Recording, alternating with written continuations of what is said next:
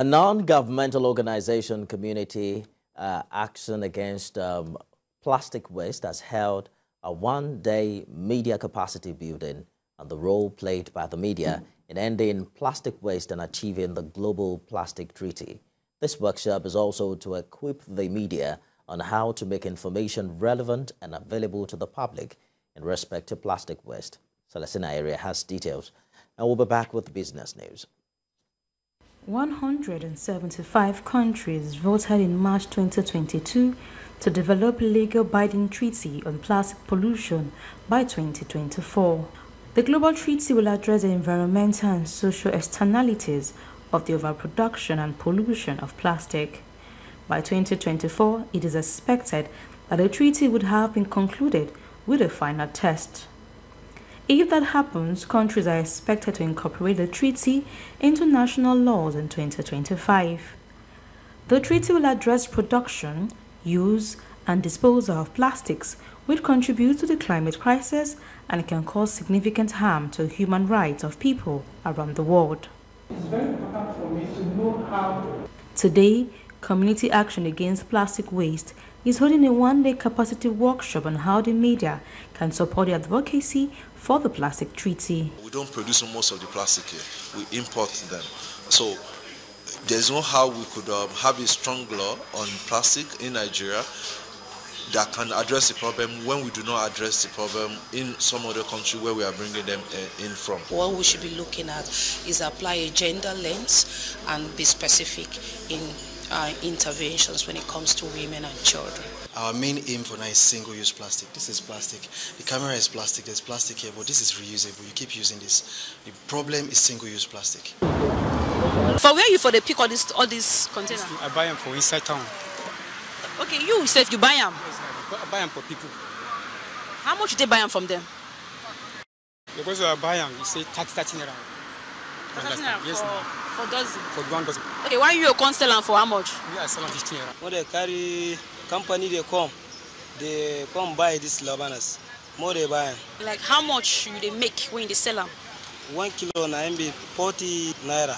So how many containers they make 1 kilo? 70 na MB 1 kilo. 70 at 1 kilo. Only 45% of waste are collected in Nigeria.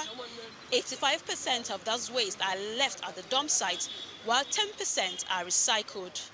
There are over 13,000 chemicals used in the production of plastic, while 7,000 out of that 13,000 has hazardous health concerns.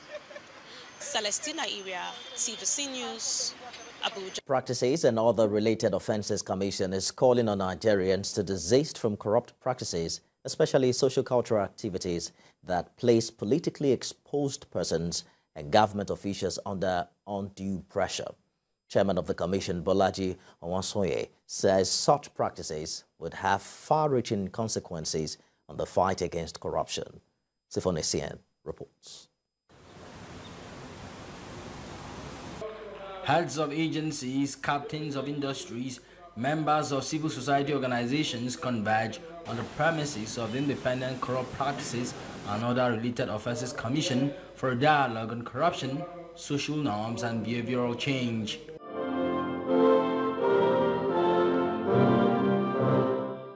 The chairman of the commission sets the ball rolling, urging people to desist from corrupt practices.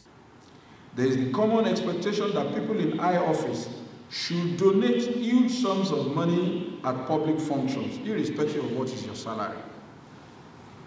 Lastly, it is generally expected that government officials should enrich and/or confer benefits on themselves from their office. The position is the same among the speakers at the event who are united against corruption. I think we thought that our work around corruption primarily has focused around law and order, but we are not paying attention to social norms and behavior.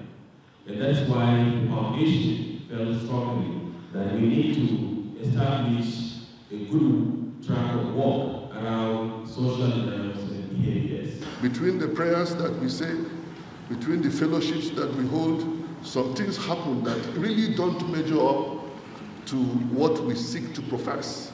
Each time we either go to mosque or we go to fellowship in church. And then brings me to what Sheikh Usman Danfodio was reported to have said that a people can exist without religion, but they cannot exist without justice. The keynote speaker, who blames the elite for corruption, also identifies the head of a government organization for outstanding performance. And we must do leadership by example. And I want to dedicate this lecture to Ishaq Oloyede.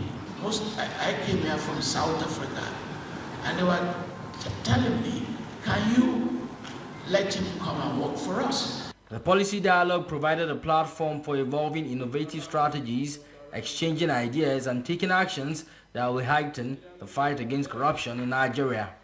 Sifon ACN, TVC News, Abuja.